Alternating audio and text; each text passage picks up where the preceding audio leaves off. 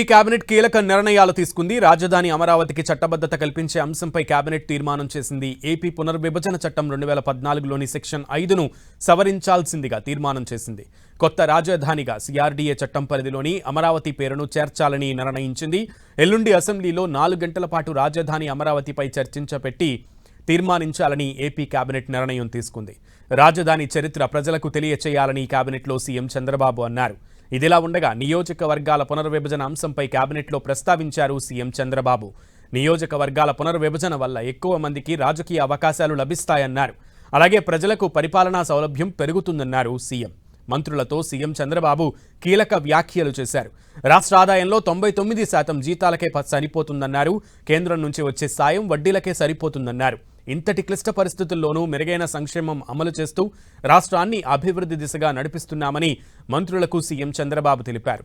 ఈ పార్లమెంట్ సమావేశాల్లోనే రాజధానిగా అమరావతి చట్టబద్ధత సవరణ బిల్లు ప్రవేశపెట్టనున్నట్లుగా సీఎం తెలిపారు.